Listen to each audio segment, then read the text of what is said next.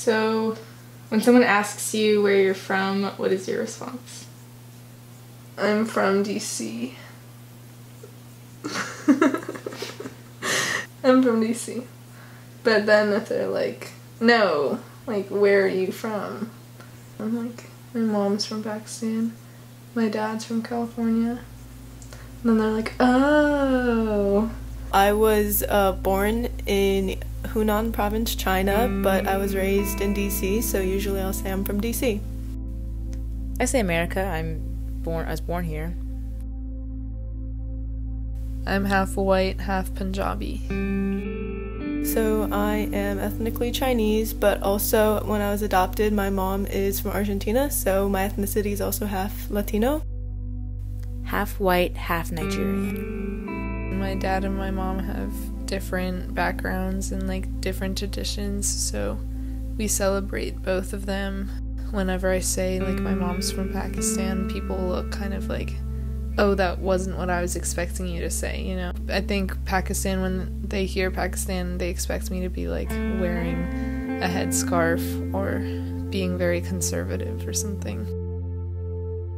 When I was like really little, my family like really tried to like maintain my Chinese culture. I did like Chinese tutoring and like try to learn the language and eat the food and stuff, but as I grew up I kind of drifted away from that and mostly focused on my Argentine heritage. Well, since my mom is a Nigerian one, she has this huge family, so I go to a lot of parties. We have a lot of relatives over, and sometimes when she gets phone calls, you can hear like extremely loud, aggressive Yoruba throughout the house. She also makes a lot of Nigerian food, and so sometimes I come into school with like my Nigerian lunches and everyone's like, what's that? Like, what's that that tastes so good? I'm like, yeah, because Nigerian food is so damn good. When I was younger, I didn't like being multicultural because I grew up in a majority white neighborhood. It was just hard for me because I was the only person I knew who was like me, who had a mom from somewhere else, and people would think like my mom was my nanny. I've had a lot of people like randomly come up to me and like bow or pull back their eyelids or, you know, just stuff like that. It doesn't affect me. It used to when I was really little a lot, but not so much anymore.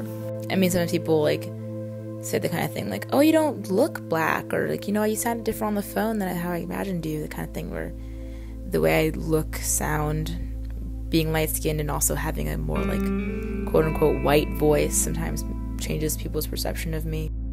I just didn't like the fact that I was different, and I was insecure about being different from everyone else for a long time, until I realized like it's okay to be different. It's okay to be like hairier than other white people. If I start speaking Spanish with my mom, it confuses a lot of people.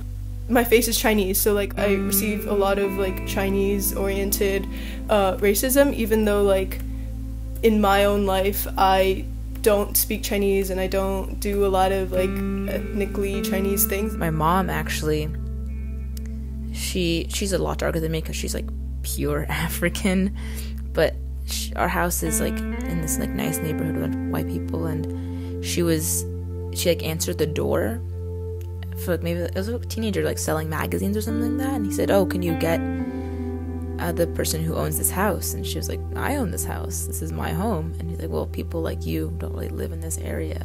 Being American, her being African, my dad being American but white American, I get to see different kinds of perspectives, see how people who don't live like me experience the world. My mom and my dad grew up in like such drastically different situations, and just like with women's rights and freedom of religion and simple things, it's made me appreciate more where I live and the privilege I have, and also just the diversity around me. I think it's given me like kind of a different perspective on people, just because I don't see people just for what they look like, but like I make an effort, I feel like, to get to know people, just because I know if people judged me just by how I look like, they wouldn't know me at all very well.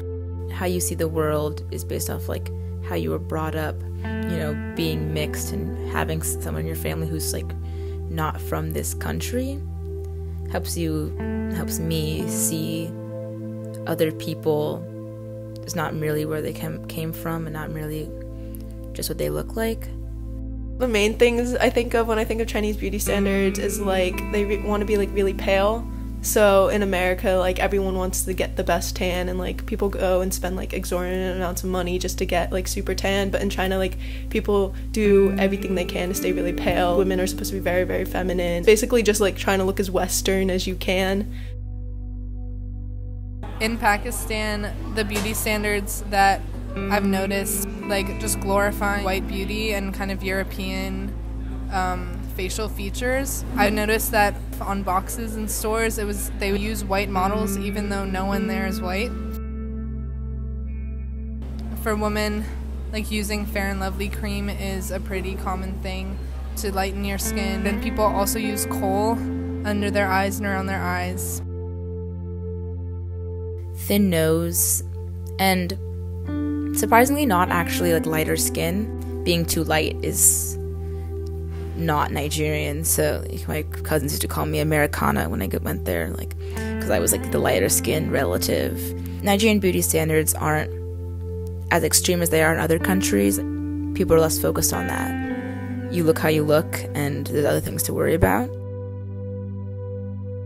You don't feel like you belong 100% to any one community. You're like, for me, I've always been too Chinese for like white people, but too white for Chinese people. Sometimes it's confusing because you don't know what like box to check and whatnot, but I think at the end of the day, it's really rewarding because you get to check all of them.